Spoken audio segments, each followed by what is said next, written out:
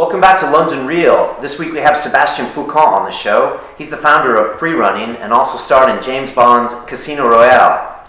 Yeah, his system's not just about overcoming physical obstacles, it's about navigating your way through the rest of your life too. If you want to watch this show, we're on YouTube, or come see us at londonreal.tv. You can also catch us on Facebook and Twitter.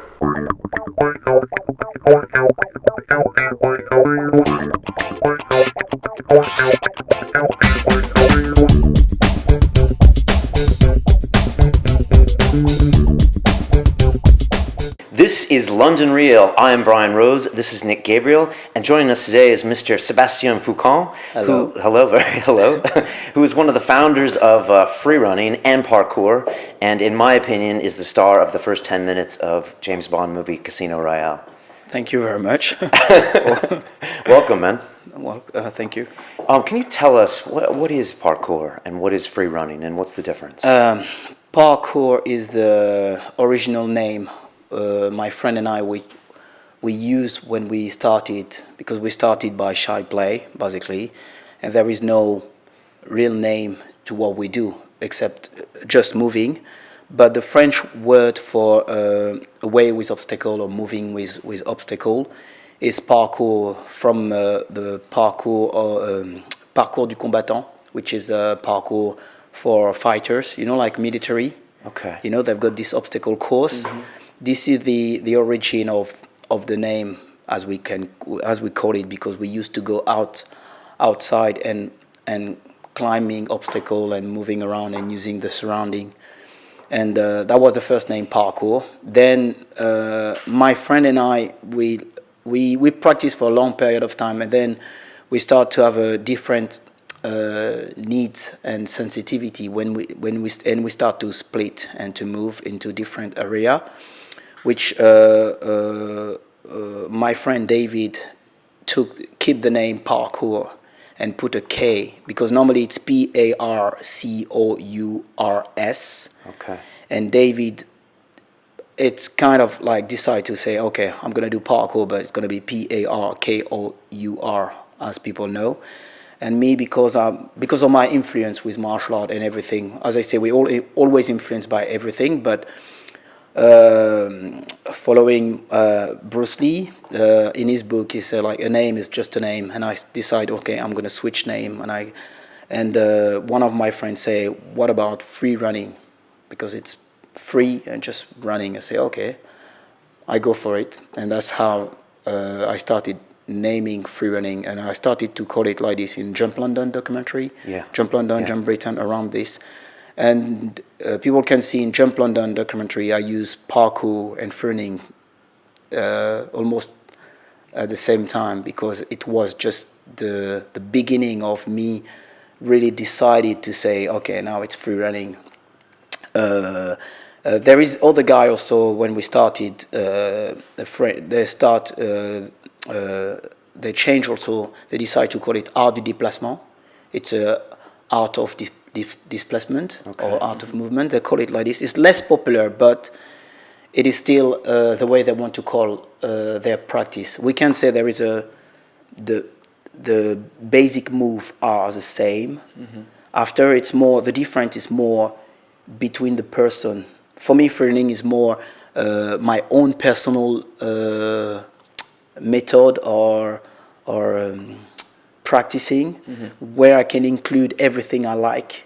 It's kind of like if you're really into martial art, you understand what Bruce Lee did with Jeet Kune Do, mm-hmm, because Bruce Lee never created anything. If you really, he came with a concept and a method. This is what he created. Mm-hmm. If I'm not wrong with it, it's kind of like he take like judo, karate, all the stuff, and he put everything in the box. And mm-hmm, I think his expression was absorb what is useful, reject what is useless. Yes. Yeah, and that was the initial ideas of Freerunning. That's why people still don't understand it, because they think like Freerunning is about using tricks and flips outside, where parkour is about going to A to B, which for me it's not about that. It's, let's say there is a dog behind myself, I will go from A to B, mm-hmm, and if it's an artistic things like I perform for Madonna on her confession tour, mm-hmm, if to entertain the people. If I have to do the tricks and flips, I will do it. If I have to do a flare or anything I find good to express myself, I will do it. But for me, it's still free running. So you don't commit yourself to any one thing? No. Okay. It's still movement, because this is the core of my personality, what I started. But I've got no limitation, because parkour at the beginning is having no limitation, taking the obstacle, like make it in as a stepping stone. But me, I extend it into like having no boundaries, even in your expression. Like say, like you show me something, like you're doing jiu-jitsu, but there is a move that it is interesting in my expression. I will take it for my own, like for my own expression. I will try to do something. That's cool. That's really, really cool. Yeah, that's the concept, because I never had the opportunity to really push it further, more because of the equipment and the facilities. But that was the initial idea of freerunning. It's my understanding you apply this to your whole life experience. Oh yeah, now yeah. It went from the field of moving and using the obstacle of the obstacle environment, then from moving and using all the expression of human being, like dancing, everything, and then it moved from the obstacle of life. That's why for me freerunning is even bigger, because people were always thinking like, do you practice? But I practice all the time. But now I find that even I'm getting really, really skilled physically, I've noticed there is people getting weak in their life. You can see with a lot of athletes, they're really good, but in their life, they've got they never apply what they learn in their field into their life. Can you give a specific example? You're saying like Tiger Woods, his personal life's a mess and his professional life is perfect. Yeah, that's it. As an example, for example, when I do my practice, I learn along the practice that if you want to do something, you have to fully commit it to do like a move. You can't say, oh my God, I'm going to fall down if you can't think about what if. If you want to achieve it, you have to fully commit it, and you have to go for it. And it's the same in my life. Even it's hard, I know the principle of my art is about fully committed. That means if I decide to do something, I have to fully commit it. Wow. Even there is a risk. But you have to put in your mind that is that really what you wanted to do? And there is so much similarities. Even like Bruce Lee, when he say like when he talk about this punch, if I want to do it, I'm gonna do it. You know, like when he said, I don't know if you know this. You know, it's the same thing. There's another expression which I don't know if you know the full phrase, Brian, but it says something like, when you fully commit to a course of action, the whole or providence moves to assist you. Yeah. And I really believe that, man. Right, like once you're committed, the whole world ends up kind of helping you. Conspiring to help you get to where you want to go, But it needs you to make that full commitment. Yeah. And I was watching you on the Jump London, I was about to say documentary, I don't know if it is a documentary, but I was watching you guys all around London. You guys are on the HMS Belfast, you're in the Somerset House, and I was wondering how much of that is performance and how much of that is your own expression and just creativity. You know, when the camera's on, do you amp it up a few notches, or is it the kind of the same when you're out there alone, practicing it for yourself? It's different. If you see Jump Lunge and Jump London, is purely like a canvas. You know, it's like a creation. Like someone show you a structure, say, what could you do here? And then you project yourself, say, oh, I can go here, doing this and doing that. Then you tell him, that's what I can do. But after you have to make the journey to do it. You know, I don't know if it makes sense. You've got the imaginary, you've got a vision of what you can do, but then it's not because you've seen it in your mind that means you can do it. And that's the journey of the practice. Is, can I do it? Can I truly do it? And for Jump London, for example, it's not something you go straight away. You really plan. It's almost like some extreme skier, you know. They don't. Some of them go like crazy. I don't know where I'm going. I'm gonna go. But most of the time, there is people like they plan. They plan their routine, where they're gonna go. they can see the risk. Oh, there is a risk here, there is a risk there. Then I'm gonna go this way. I'm gonna turn to the left. Does it make sense? So it's choreographed, basically. Choreographed, yes. Do you do that in your mind, or will you write it down on paper, or will you talk with your, your fellow free runners about it and say, I think I can do this, I think I can do that, and they'll be like, no, that's too risky. Or something. It's all in my mind. You're not writing down. The only moment where I'll start to write it down is for Casino Royale. Okay. Yeah, because you have to be very precise, and I did a few drawing about what I can do, but most of the time it's all in your mind and the talk, and we go together and we just have a look, and that's it. How did the Casino Royale thing happen? I mean, came out in 2008, I think the movie did, and I remember seeing that first scene, and it was the first time Daniel Craig was in a Bond movie, and it was the start of the movie, and I was just like, wow, this is crazy, and the scenery was in the background, and just the ocean, and you guys running around, and I was just wondering how that happened and what it was like to do that. When they contacted me in Pinewood Studio, we did a bit of test to see what we can do, because everything I do it on my own. I don't have any wires. But the stunt team, they use wires, and they basically, this adventure is the wedding between the stunt skill and my skill together. That's how the scene is being made.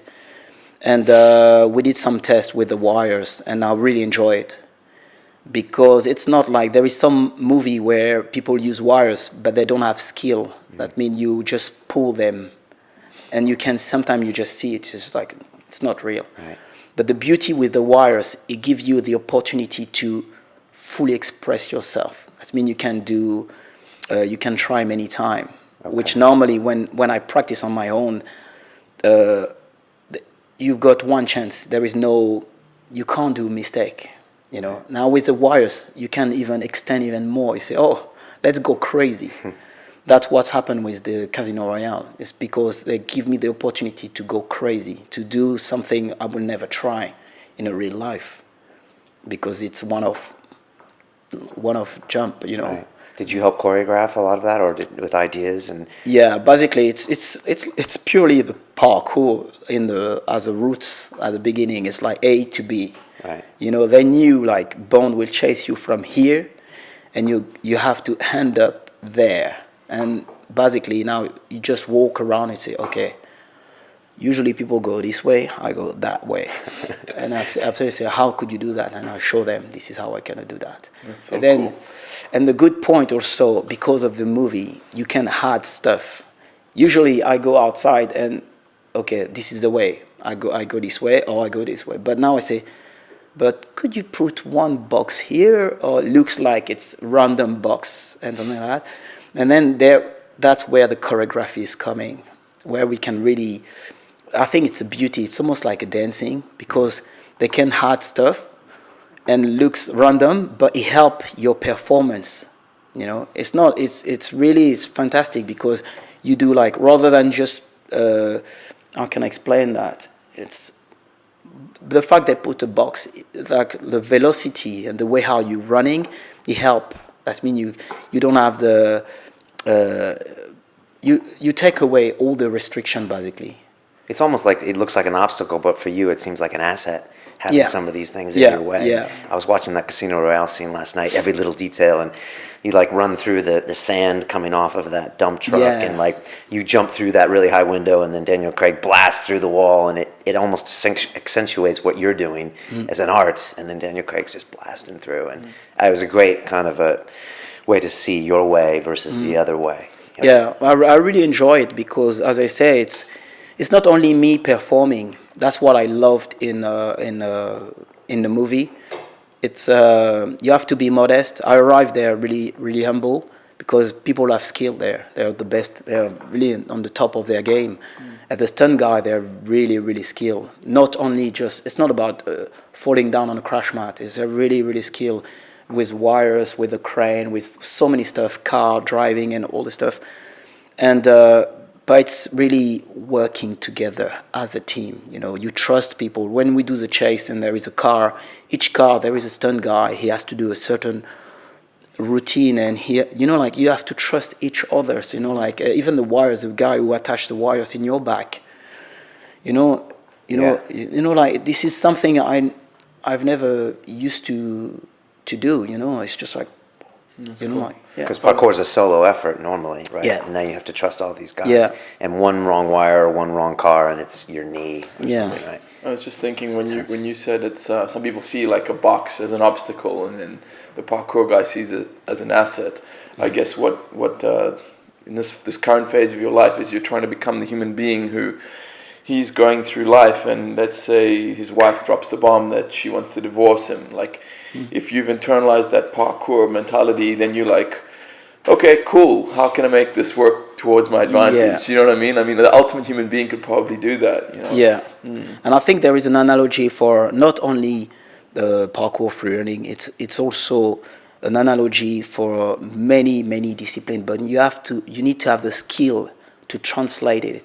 I think every discipline is like a tool, and when you start to masterize it along the journey, I've been doing it for more than 20 years, then you need to want to find a purpose of your practicing, because the kid now, they're jumping all around all the time, I can see them. Do you sometimes see these new young kids, and do they do stuff that just blows you away? Yeah, skill-wise, it's just amazing. There's stuff that you couldn't even do now. Oh yeah, really? Yeah. Oh yeah. I've seen like kids of 14, 15 that do stuff. I was just like, wow. It's just like, wow. Crazy. No. Yeah, the level increased so fast because of the video. They've got access of the video. They see it is they possible. They were 3 years old and 4 years old. They're watching these things. They've got a gym. They've got gyms. They've got so much facilities now. For us as a pioneer, it's very hard because you're just like, is that true? Is that true? Is that possible? It's kind of like slowly, but now it is possible. Let's go, Yeah. And that's it. That's the way it is. But still, I think the pioneer, they still got the advantage of the experience, and also we've got the vision. That's mean like when I saw. That's what I said before about the competition. Unfortunately, in this society, we are followers. And freerunning and parkour is not a discipline to become a followers. Is this discipline come like this? People has to see it as an example to find your way, not to copy. That's even like the discipline evolved technically, which is amazing. But sometimes I'm worried about, do they realize that we can create? We can come up with something new. Okay, that's the name of your book as well, Finding Your Way. Yeah. All right. Can you tell us a little bit more about that, Sébastien? Yeah, I made this book because again I go back to Bruce Lee. Bruce Lee is for me is the guy who really helped me at a certain point when I need it, because since I was young, I was looking for a master or someone who give me guidance. I had my parents who give me a good foundation, but at a certain point, you need someone else away from your parents. You need a mentor or someone who give you and a male mentor helps. When you're a boy. and Bruce Lee did that for me with his book Tao of Jeet Kune Do, and I bought it a long time ago, and it was in my home, but I didn't truly understand the book, because when you're young, you just, how can I kick? How can I beat someone? How can I be strong? Shortcut. But when I grow up, I needed some answers for myself. Exactly what we spoke before about the translation. And in his book, there is some good words resonate to me at the time when I need it. Because I read it again and again, and then I start to find some answer for myself. Were you always someone who was doing your own thing and going against the crowd, or was that a skill you had to learn? Say again, sorry. Were you always someone who was going your own way, or was that something you had to learn to do? Yeah, I always was a marginal. Okay. Yeah, kind of, and also because I'm a painter. Also, I paint. And I was always looking for people who do things different, like Picasso, Van Gogh, all those people who now people recognize them. Oh, they're good. But before, when they start to do it in their long journey, nobody really listened to what they're doing, you know. Where did you grow up? Where did you grow up? Where? Yeah. I grew up near Paris in a suburb, my town called Nice. Yeah. Was it very urban? Were these things all around you? It was a mix of urban and nature. It's if you go to Nice, it's not like now the cliché people think like parkour is born in a urban environment. It's not. Okay. Yeah, because all the time I think the world is our playground, and it's not because people like to say that it's urban. It's not urban. It can be in a jungle. It can be, you know, like Tarzan. You know, Tarzan is the guy who does parkour. If you see him, like. Cool. So people assume it kind of came from what are the public housing units called in France? The banlieue? Is that what they call them? La banlieue. La banlieue. Yeah, But yeah. it's not. You didn't come from say there. Yeah. And it wasn't bred of that. Yeah, there is this movie. The friend of mine, when we split, they did a movie with Luc Besson called Yamakasi. I don't know if you heard about this movie. And it's about they use a skill. It's like a Robin Hood, you know, but they use our skill to help a kid. But basically, this is the story. But it's more like what came up from this movie was more the cliché, more like urban environment, jumping from roof to roof. Okay. And I didn't like that. You know, I like the fact like they put hard discipline in a pedestal, like people see that's great, but people stick too much in jumping roof to roof, where it's bigger than that. You know, it's huge. It's like climbing trees, jumping rock. It's freedom. That's why for me it's free running is about. It's freedom. It's really it's easy to kind of pigeonhole it and be like, okay, this is an urban way of people expressing themselves, and that's what I was thinking. I was like, okay, this is like breakdancing, and this is like hip hop because it comes from people trying to be creative in an urban environment where they don't have much. But now Sebastian's saying, no, it's not really about that. Yeah. The mind loves to stereotype and compartmentalize. Yeah. It's its job, right? Yeah. So, how old are you now, Sebastian? I'm 38. Okay. And so it's just quite a difficult question for me to formulate. So you are someone who has this incredible physical skill. I mean, you're very in touch with your body. You can do all these wonderful things. Is it difficult for you now that you're reaching the age where, I mean, you're obviously getting a little bit older now. Yeah. Is it difficult for you to see your skills start to decline? Because you had this ultimate freedom where you could see a wall and you knew you could scale that and do a backflip over it or whatever, and maybe you realize that in 10 years' time I'm not going to be able to do that. Is that a difficult thing to see? It's not a difficult thing because it's part of my practicing. My practice, I always say that people don't get it, but my practice evolved. And the difference is there is a lot of practice where people say like they're talking about pushing limits and try to pushing limit, which for my philosophy of Foucan freerunning is when you start, if let's say you're my student, the first things I will say to you, you need to understand that you've got limits. Don't try to push it because you will find them. You know, like as far as we know in this planet, we're living, we're born, we're living, and we die. I don't try to see if these rules can be changed. You know, that's why my body, I'm okay with my body. I know it's going to decline, but it's the journey is more important than the goal. And it's something you need to, as a student, you need to truly absorb and truly understand. It's very hard in this society because it's all about competition and who is the best. But for me, it's not about being the best, it's being better. And being better is not about physically. It's like my body is like a car. Does it make sense? And for example, now I'm like Superman in an office. I don't know if it makes sense. You know, like let's say you've got the power of Superman and you're in an office. You don't need all this super skill just to work and type on the computer. It's too much. That's why for me, even people can always reach a higher level than myself. It's still too much. That's why now I'm just I'm okay with my level now. And basically, it's like a curve. If I push too high, I go down. It's a nature law, you know, it goes like this. Now my curve is like that. And I try to hold as long as I can.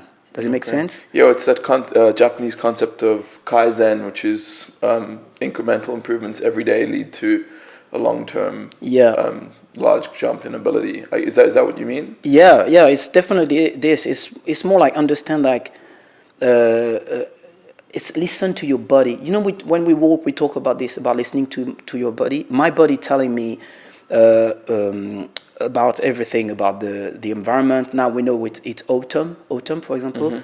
And my practice is different from spring, from summer, from autumn, from winter. No. I've got it's very different. Really, huh? But I don't advertise it too much. But this is how I practice.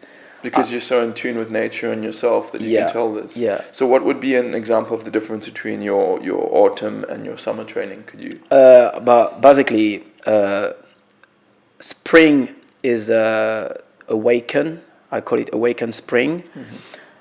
Summer is expressing summer. It's more like the word is fire forge.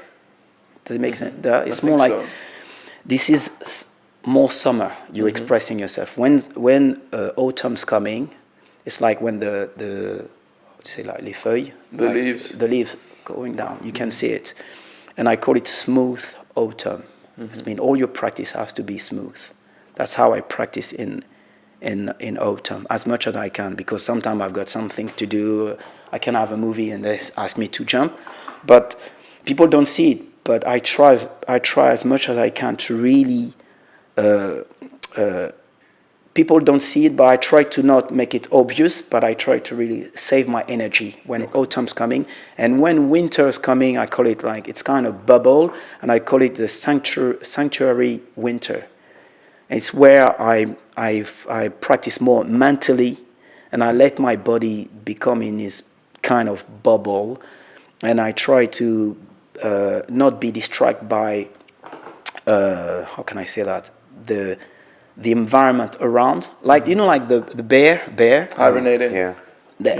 That's how my practice. This is roughly how it happens. Cool. Wow, That's I'm cool, thinking about that myself. So does that change your eating habits and your training habits and everything? Oh yeah, my eating, basically, I don't believe in diet. Okay. It's another thing. It's something we created because of the society. We go to the office, we're sitting down and something like that. Then we have to compensate and create something for the people. And then we create all these diets things, which normally, if you know the rules of eating, you don't have to. Some people will say, "Oh, what he's saying is crazy," but it's like, I believe that instinctively, what is right and what is wrong. Like I say, like I'm drinking water and juice, orange juice. For me, it's fruit, vegetables, pasta is okay. Even a pizza, I can eat pizza. Even some people will say, what is saying? But even McDonald's, I can go to McDonald's. Sorry for the people who's gonna. Yeah. Wow. Yeah, because for me, it's just like I'm not eating McDonald's every day all the time. I can eat McDonald's once a year. What's the problem? Or even five times a year. What's gonna make to my body when I practice all the time? It's the things. It's like yin yang. You have to find the middle.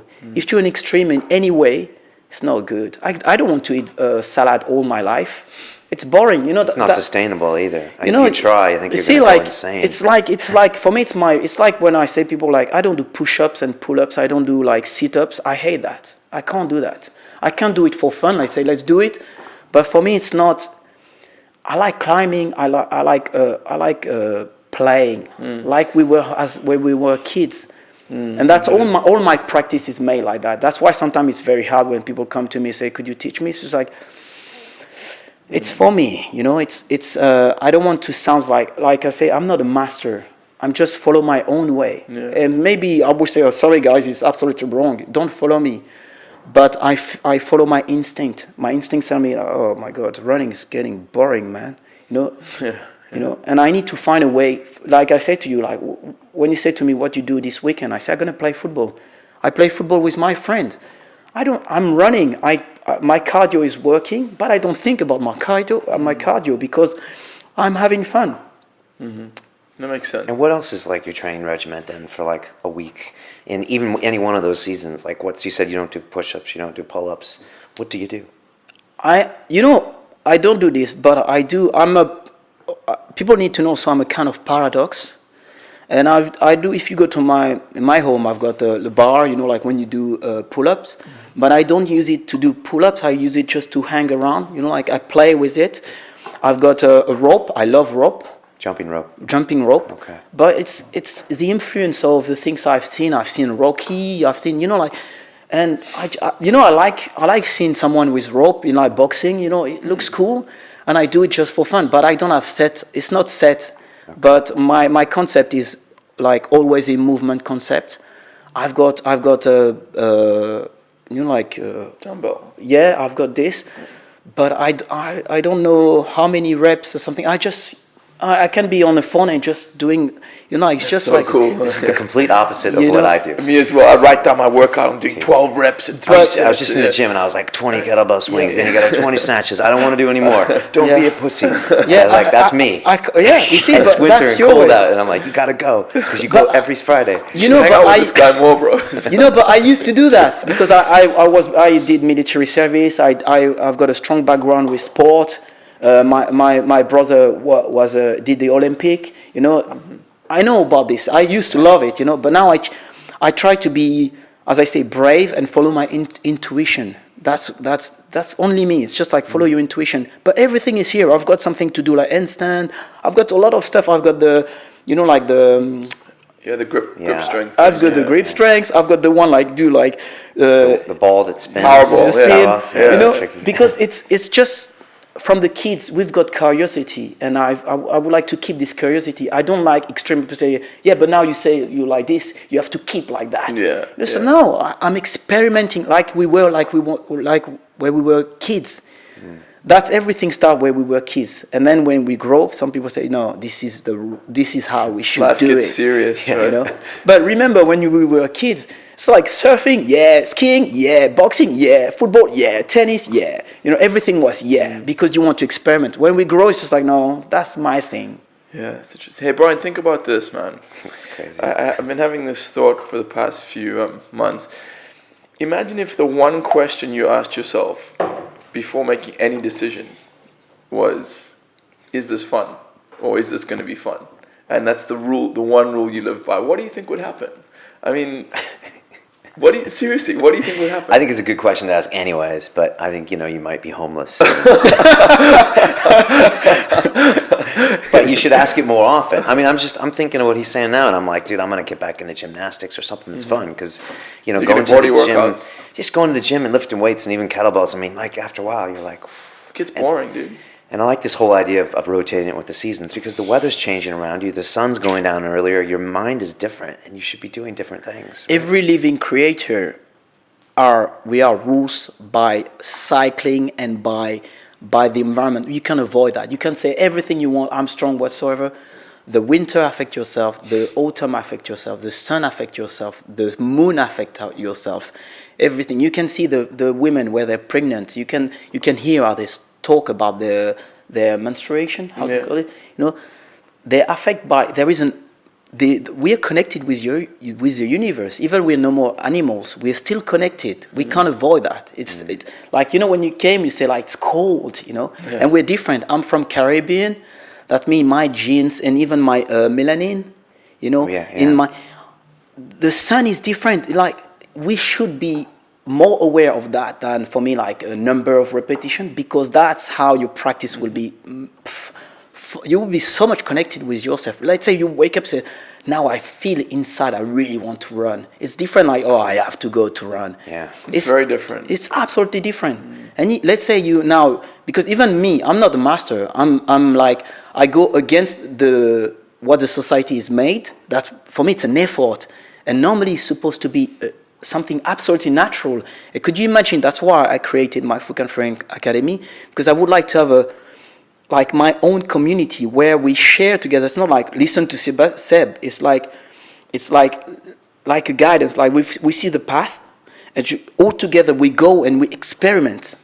And when you go in this bubble, you know, like it's like energy. You know, you come inside, and I transmit you my energy, but you give it back. You give it to me, your energy, and you go like we're getting stronger and stronger. So creativity, stronger. inspiration, everything. And we've got like a shield. It's like 300, like boom, we've got a shield, and we're stronger against everything around, because it's a unconditioning. It's a conditioning. Like it's a. How can I say that? It's it's we're conditioned all the time. We can't avoid that. Oh, you mean we're conditioned by society and advertising? And, Talking about like energy drink, you see? Yeah. It's because like now I see in my discipline also now a lot of people use energy drink. You don't need energy drink. For energy. You've got energy. The sun is your energy. The hair is your energy, and the water is where you take your energy. It's like a flower. We're like flowers. Bros, when are you gonna kick that stuff? Soon, man. Especially if Sébastien keeps dropping science on me. But I've got so much. I can talk so much about this because it's all my life. Every day I'm with it.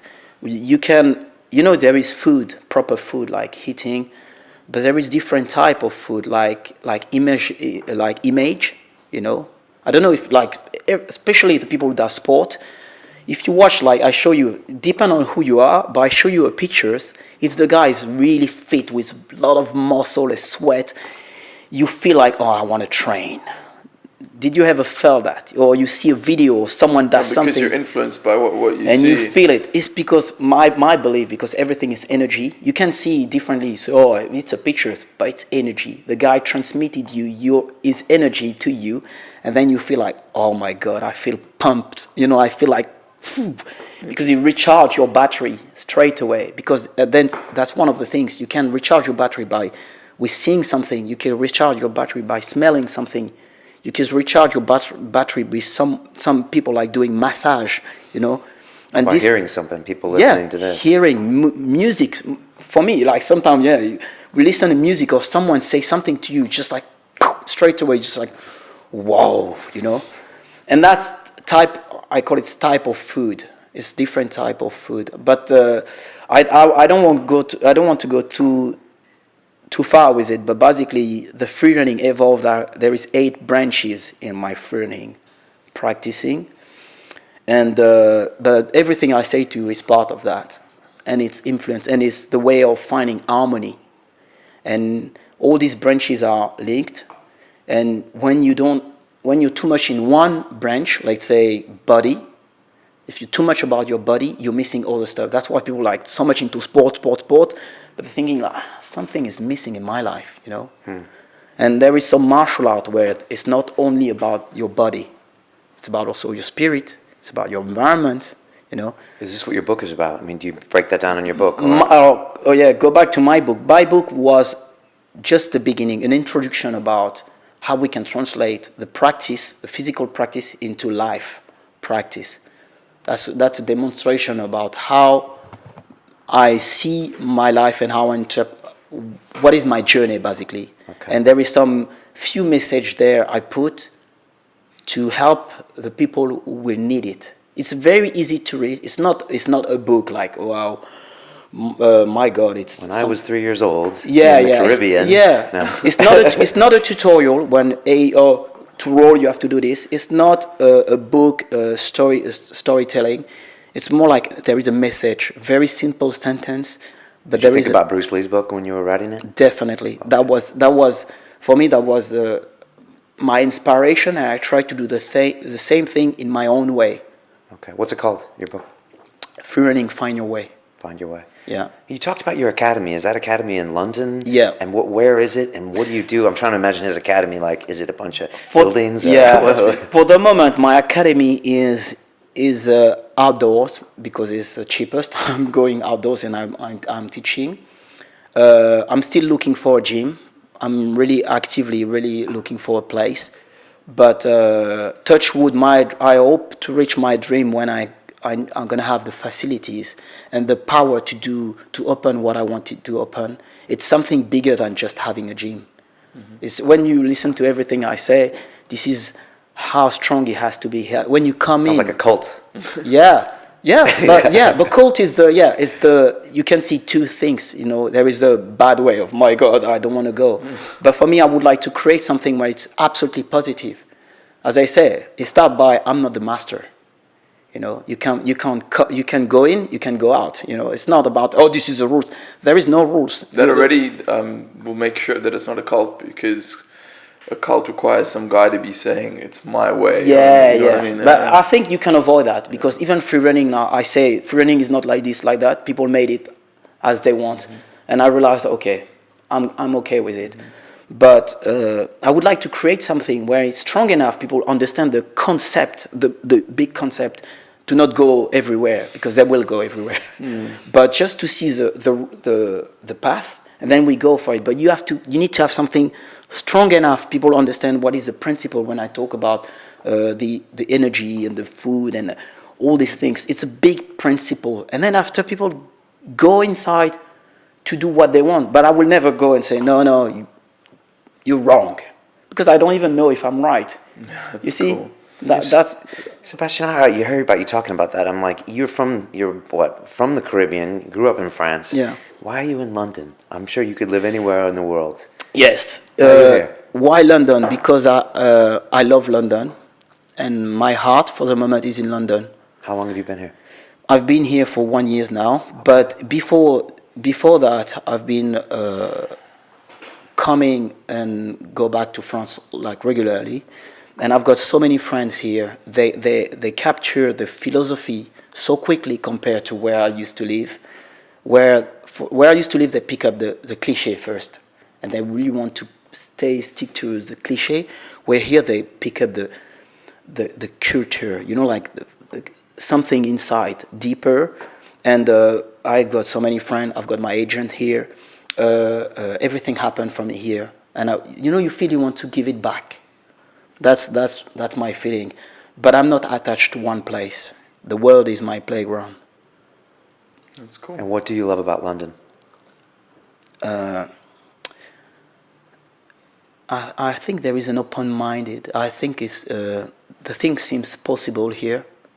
Brian, I've often felt that when you're here, you feel like the whole world is open to you. Like anything can be done or achieved here, because you have the resources and the connections available to you. Do you feel that more so than in France?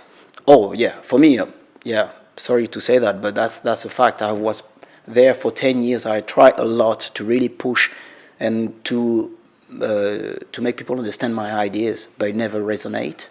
It's okay. I've got no problem. I can come back later on.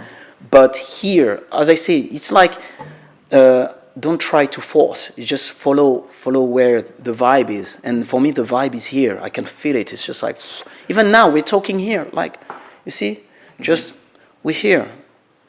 That's because Brian and I are the coolest dudes in town. There we go. To do it. And why are you here? Why are you doing this here? You see, it's the same. It's the same thing. Yeah, maybe it is the same thing. You see, Is there like a dream city, or is there a specific city that you find is best for free running, like with the best obstacles or the best layout? Or that's for kids. There is the best city, but for me now, even I still see myself as a kid. It doesn't exist.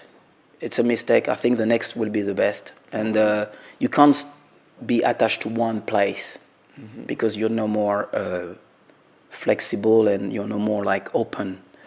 If I start to say, okay, now London is my place, you can feel it. It's already, oh my God, this guy is already putting like, I put myself into a jail. Like I've seen some picture of some place in India when you see the roof. I've seen like anywhere, even New York. New York remind me Spider-Man.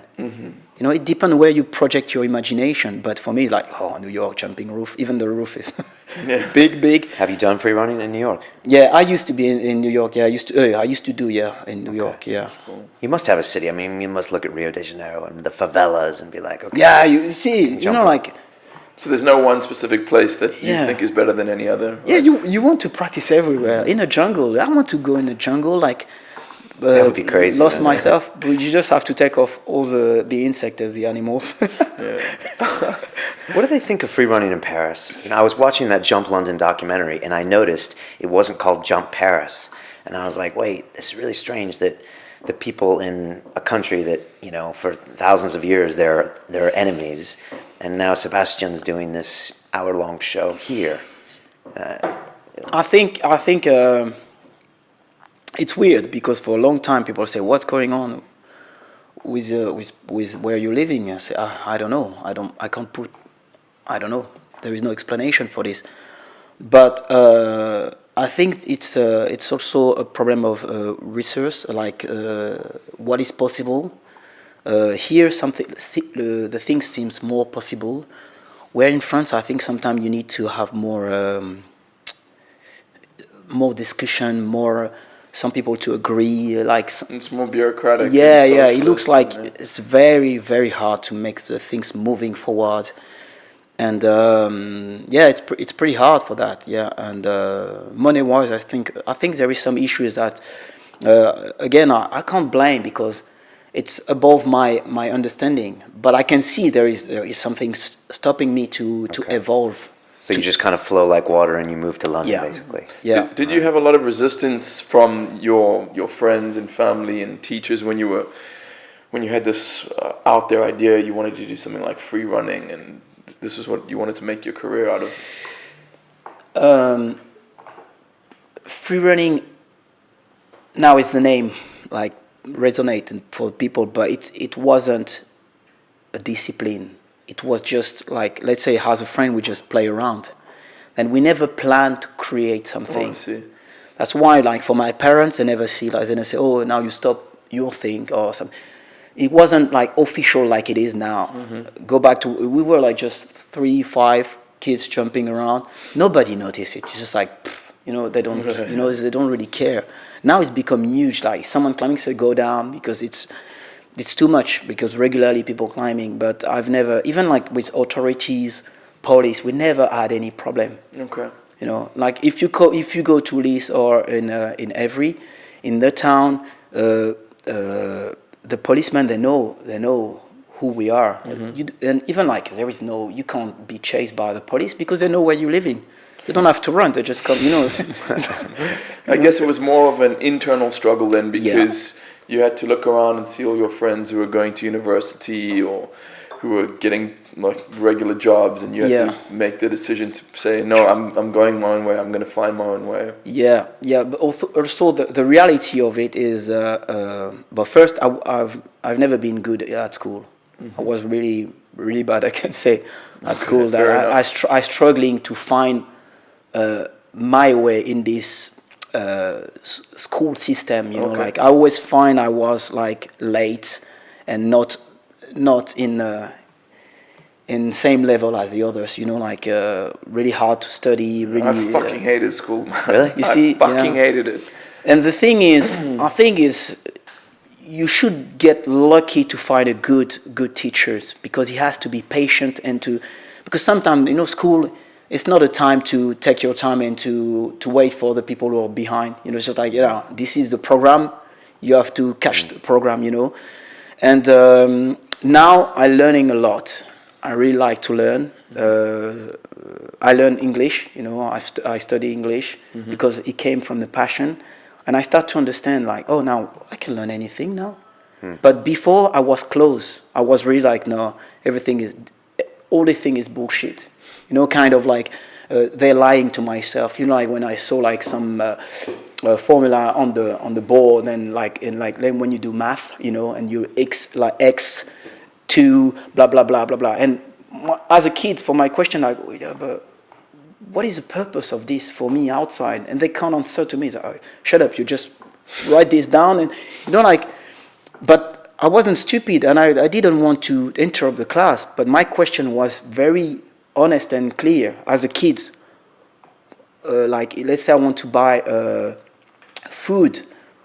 What is the relation with between this? arithmetic and algebra. You know, and they couldn't give me the answers. You know, it's interesting. And they don't have the passion. Say, oh, shut up! You know, you disturb the harmony of my class. You know, but I knew I don't want to do high math class from now. You see, but I don't know if it makes sense, but for me it wasn't, already I knew it's not my path, but the system is not made, it's not made for that, you don't have time, there's so many people, you have to do something who works, and it works, but for me, it's just like I was... You got left behind. Yeah. I noticed on your CV, per se, that you kind of took a break from movies a bit after Casino Royale. And I know you must have had all the offers probably to do the next parkour movie and da-da-da-da. But I'm wondering if you made a conscious decision not to go and make a bunch strangely of movies. not after James Bond. Sometimes I think I did it too great. Because after James Bond, I didn't have so much people contacted me. Again, it's something I can't explain. And even when I finished James Bond, I knew... Like for me, that wow, there is so much stuff to do. Like when I spoke about the relation with stunt and now I see they're using other freerunners or parkour. Maybe they think I'm too old, or I don't know. It's like it's just on top of my head. You think like maybe they're thinking I'm too old. Maybe they're thinking like everything has been done in this movie. But sometimes I see a lot of movie where you see people jumping, but it's just basics. It's just like two roof and people jumping. It's not very creative. And again, I don't have the answer for that. You said you did it too well. What do you mean by that? Like... You think you did the movie so well that everyone saw all of the parts? Yeah, it's sort of like, if I do another movie, it won't be like this one. There is no point to put another thing. I don't know. It's just like... Maybe subconsciously you don't want to do another movie. Who knows? Me? Subconsciously, maybe... call me for a movie, you will see. It's interesting because you see someone like Sébastien and you're like, okay, once you hit a 007 movie, then your life is you live happily ever after. And I was just thinking, but the next day you have to get up and you have to stay challenged and you have to go after the next project. And I guess it's like Jaws, right? I mean, what did he do after that? What, that James the Bond shark? No, the Jaws guy in Moonraker. I'm sure his phone wasn't ringing off the hook. That's a good analogy. I didn't see that one. Yeah, as I say, like, after James Bond, my life is I still have to move forward and make the things happen because nothing is obvious and coming because I've done James Bond. Okay. I'm still really proud of what I've done, but still now there is no director contacting me saying, yeah, now we want to do this with you. Did you have a lot of contact with Daniel Craig on the set? Oh, yeah, I spoke with him a lot, yeah. But now he's become so big, Brian's got a crush on Daniel I'm starting to get a crush on Daniel Craig. So, because that was his first Bond movie, so he must have been, he was very new to that as well, right? Yeah. But you guys must have had many, many days working together. Yeah, we worked, in James Bond, we worked 3 months for my sequence. Gosh, amazing. We worked 3 months. We were in Czech Republic working in this studio, together, doing the fighting sequence, and Daniel is coming, and like now we are talking. It's exactly the same.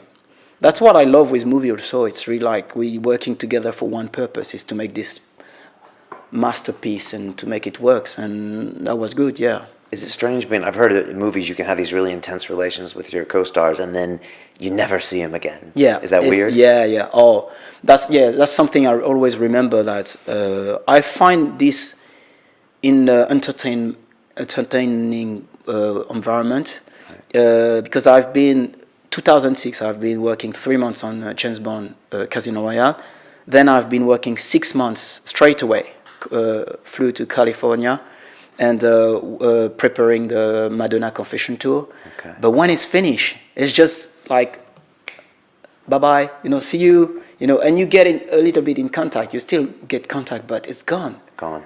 It's really... It must be heartbreaking. Yeah, I have to. Now, okay, I used to because I'm, my roots is my heart. It's not even like, even sometimes I say freerunning, it's even bigger than freerunning, but my belief is my roots. That's why I can survive with these things. But I imagine someone who want to do a movie career and doing something as I've done and touch from the fingers like the highest level of like blockbuster, and then suddenly. Yeah, well, there's apparently this fear in Hollywood that even amongst the A-list celebrities is they're kind of concerned that people are going to find out that what they're doing is inherently not required. I mean, no one really needs actors in the world. We need like policing and food and clean water. No one really needs singers and actors, and they're so terrified that one day the world is going to find this out that they're always bugging their agents to like get them more work because they want to keep it going as long as they can. You know. I mean, it's a tough career, and Yeah, but also it's an art. Also, there is a true artist that people really love it, and I understand it because before being in a James Bond movie, I never thought being in a movie. But when I've been there, because it's like when we were kids, you play for real, but now you've got all the equipment. You've got helicopter, you've got you can step on the car, you can break you can break windows. I'm not a violent person. I'm not into like a gun or something. But come on, you've got. You were shooting the gun there. You've got rubber gun. You've got different type of gun, but. Saying that, Brian, I wanted to ask you, maybe I'll ask you as well, Sebastian. I'm not necessarily a violent person, but I've had this dream to just go to a junkyard and find like a car that's still intact and just totally destroy it with the baseball bat. Wouldn't that be so much fun? Like so stress relieving. Just go to town on this thing. It's release all your energy. But also, there is something interesting because it's like something you're not allowed to do just because say yes now I can, and I find it when I was on the stage of James Bond, when sometimes they say like, okay, now you do that, it's in a script, you have to do that, say, and me it's just take a time like, really, can I? Yeah, you can. So like, okay, I'm gonna do it. Yeah, and I just go for it. Like you can break stuff, you can like. You've been given permission, basically. Yeah, but you see, it's linked with expressing yourself. It's not really about destroy something. It's really we are dying to express ourselves as a human being. We want to express ourselves, and sometimes you feel like, like we're in a cage, and we're almost like a lion. You want to like roar, or something like that. I know. Just hearing you talk about it and me telling that story, I really want to do that to an old car. You can do that. It's not hard. I really want to do it, pros. Let me know if you have any details. I will, man. What's it like to work with Madonna, and what's that whole music tour like? Because that must be completely different than the movie. I have to say the biggest things I've done in my life was James Bond and working with Madonna. Oh, that's it? No. Yes. No. I haven't finished. No. But basically, that was. I'm a perfectionist, definitely. That's my personality. But I've worked very hard just to become to have the level I've got. But working in this professional environment, I realized that wow, those people like, for example, Madonna. If she reached the level she's got, it's not by purely chance. She's got a work ethic that's like, if you're an athlete, you straight away you get it. For me, I think what I love there is the trust. People can like James Bond, Madonna. You want to have the behind the scenes, something like, ooh, my God, tell me something. But for me, maybe naively, but for me, I've got so much respect for example, for Madonna, because she trusted me. There is another obstacle about belief. You have to believe in yourself. And there is different level of belief. You can believe, okay, I believe in myself in that level. Mm-hmm. But you have to find a journey to believe even more and more and more. Mm-hmm. And I was surprised how people trusted me. That's a truth about that. Mm-hmm. In James Bond, it's almost like, do they know what they're doing? Because you can watch it. No, you've got the skill set. But inside, the child inside say, oh my God. Why did everyone has that, and you're the start of the movie. I mean, that's a lot of trust. It's like okay, they choose me, but maybe I'm gonna be in the back with those people. I said, no, you're in front, and you said, oh, you're fighting with these guys. This is just really, it's take a long journey for me to really realize it, and working with Madonna,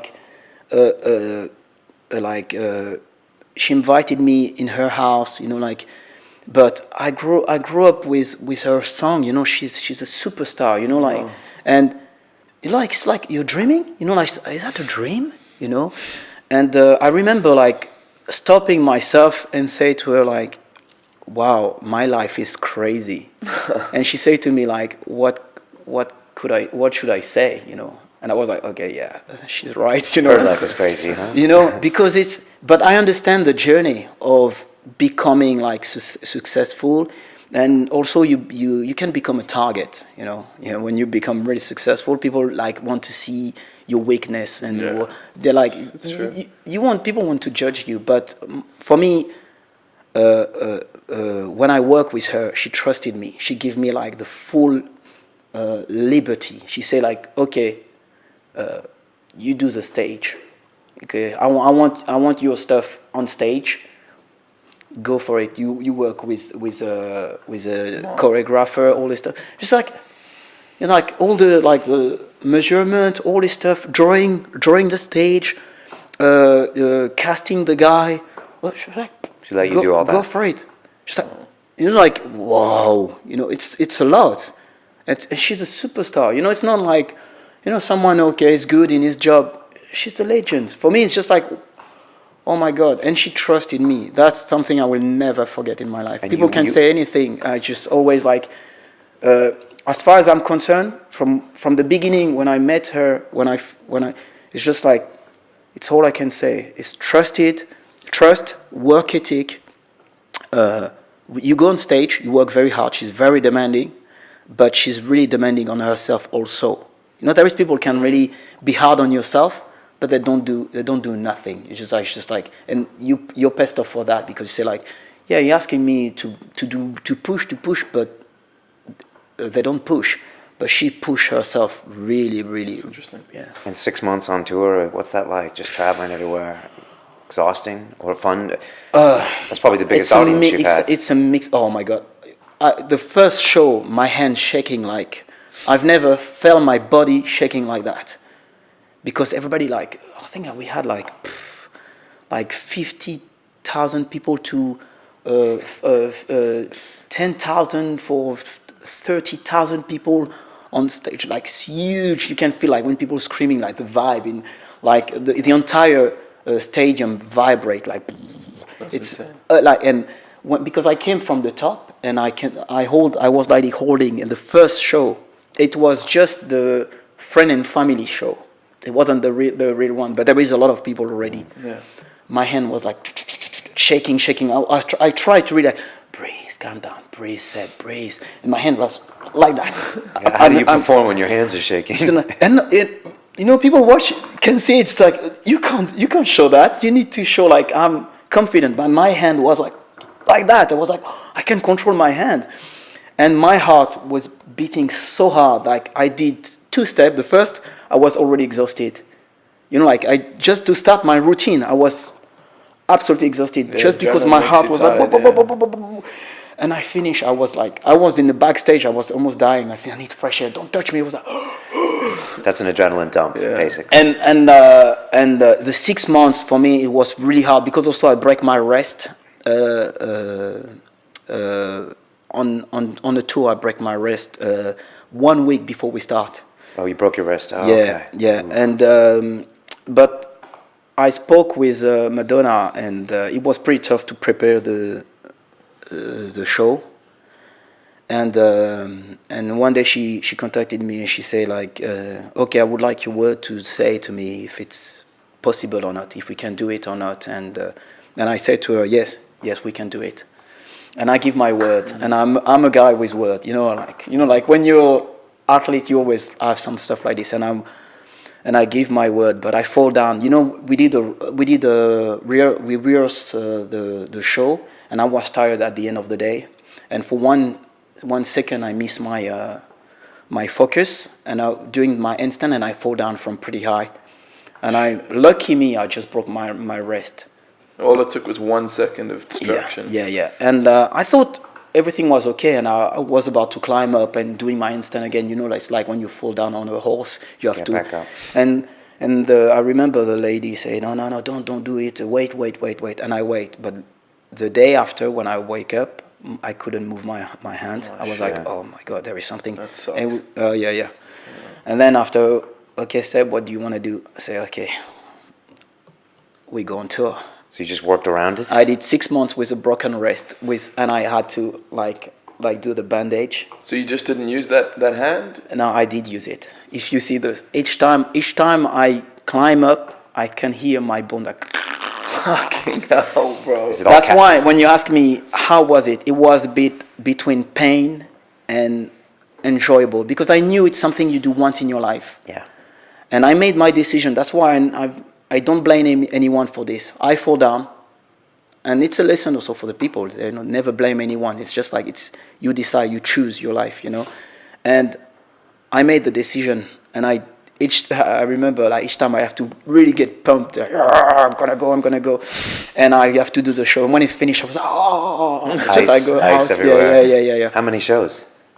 Oh, a lot. I forgot how many, but yeah, 6 months, almost every like we've got three show a day, then 2 day off, and 3 show, you know, like kind of stuff like this, 3 day, and like all the time.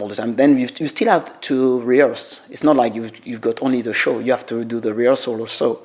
That's all this stuff I have to do again and again and again. And I start to have a necrosis with my bone. My bones start to die. Okay. Yeah. Yeah, and but I still keep going. How's your wrist today? Yeah. It's okay. I still feel it, but because of my practice, yeah, as I say to you, always in motion. Okay. You know, I'm okay. Get to think of Madonna every day. Yeah, and I had a screw. I have the grief bones and all. But it's a long story. But it's important for people to know what's happening backstage and all this stuff. And cool. yeah, That's really good reflection, man. I like that. How do you stay so humble, man? I mean, a lot of people would let this stuff get to their head. Maybe even one of those things. But let's be honest and true. I looks humble. I'm naturally humble because of my family, but I still have my day when I'm struggling. No, I'm not.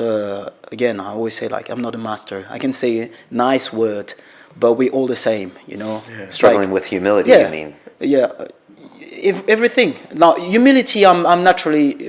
I've got humility, but sometimes you have like inside. I love the way you ask him, how does he stay so humble, and he gives you the most humble answer ever. Right? No, but sorry for that. No, but what I mean is I don't want to sound too much like, oh, this guy is like a monk. Everything is perfect, but it's not. I do have my mood. Yeah, you're gonna step out the studio and stamp on a kitten, aren't you? No, but you know what I mean. Sometimes you have to fight. It's a daily practice. You can't be all the time like, yeah. But because I take my role as an ambassador very seriously. Even my word is natural word. I truly believe what I say, but I wish it would resonate for any kids who can listen to it, because I was like this. I was the kid who was waiting for a voice where I was in the dark and in the fog, and I can't see, you know, like. That's cool. And I know sometimes it can be an inspiration. Yeah, I'm sure you're just like Bruce Lee to loads of kids out there, man. I'm sure they have posters of you on their wall, and you are the light in the darkness for them. No. So that's cool. Yeah. And that's what keep me moving forward sometimes. When I feel like, when I've got really my bad mood and I don't want to go out, and sometimes I feel like I want to stop everything. You know, like it's the same. It's linked with all the no one contacted you and something. You start to judge yourself and to think about yourself. Like, is that truly necessary? Mm-hmm. Should I go somewhere else to do my thing? You know. But you know, some people listen to what you say. Mm-hmm. What's next for you in 2013, and also how can people get in touch with you? What's next for me? It's hopefully my academy. I really want to open my academy and to have my place, my own space, my gym, when I can create to move forward with my idea, basically. Not just saying words. People can see the things happen. But basically, I've got 3 things. I'm also a public speaker. I'm doing speaking. I'm doing with corporate. I can go with school also. Okay. Hopefully, I'm going to do it more. People will call me for that. And in parallel, also, I'm working on my acting, because I really want to keep going with the acting world, because I think it's fantastic. Cool. And more movie would be fantastic. Okay. And if people want to get in touch with you, And people can get in touch with me with my website, foucan.com, www.foucan.com. I've got Twitter also. I've got my Facebook page also. Easy. Like, you contacted me on Facebook. Yeah, it's Foucan, Foucan. Yeah, Foucan. Yeah. Yeah, we'll put your Twitter out there as well. Do you do training now for acting, and do you do training for public speaking as well? Yeah, I do train for public speaking. I do train for acting also. Yeah. Wow, how's that? Yeah, good. Yeah, it's a long journey because acting is it's like every tools. Like when you at the beginning is when I didn't know what is it, but now when you get inside, you see how deep it is. Mm-hmm. It's not, especially if you truly want to be a true artist and people recognize you as this guy is great. The journey is long. It's not just say, "Oh, I'm going to take some class and let's do it." Jumping is one thing, for movie. But acting is also another thing, I really appreciate a good actor, man. I can see like Fassbender and Fassbender or Daniel Craig, or even like Judi Dench, who's the M in Bond. I mean, you look at her and she's had like 50, 40 years on the stage, and she's just like killing it. And a good actor's impressive, especially when you get on a big sound stage and people get nervous. But that's impressive stuff. Yeah, you can see they're in their field, they're in their mood. They're in their zone, and it's just like you're just amazed. You're just like, wow, this is masterpiece. Wow, that's fantastic. Sebastian, thank you so much for coming in. Yeah, buddy, it was so much fun. A truly enlightening hour. I really didn't know a week ago what you were going to be like, and then I was like starting watching videos, and he's dropping the Bruce Lee signs, and I was like, oh, this is more than what I was expecting, So I think our audience is going to love hearing this. So good. Thank you very much. Hey guys, just to let the fans know, our forum is now finally up. I got off my ass and got it up. Brian and I spent a lot of time working on our new website, and we really want people to go check out the forum. So it's londonreal.tv/forum, and feel free to join in with the conversations there, and also to start your own. We really want to build a community. Yep, so please check it out. Jump in there and set up an account and start at the forum. Also, if you want to create your own podcast and in your own city and call it Real, you could have it, what is it, Guadalupe Real? Mm-hmm. Where are you from? Guadalupe? Guadalupe, yeah. Guadalupe. You could do Guadalupe Real if you're listening to this. And if you want to hear more about how to start your own podcast, just go to londonreal.tv/global. And we're on Facebook, we're on Twitter, and you can watch this episode if you're listening to this on iTunes. Just go to YouTube, and we're on channel London Real TV. And that's it, man. That's it. Until then. Great. Thank you for coming on, man. You're welcome. Pleasure. All right. Always a pleasure. It's about the journey. All right. Peace, boys. Thanks. Welcome to London. The city we come from. So bloodshot. Welcome to London. The city we come from. Stood up. I freaked myself out. Stood up and walked out. And went right to the bathroom and sat down. I didn't know what the hell I was going to do. So immediately the teacher calls, campus cop, opens up the door, kicks off.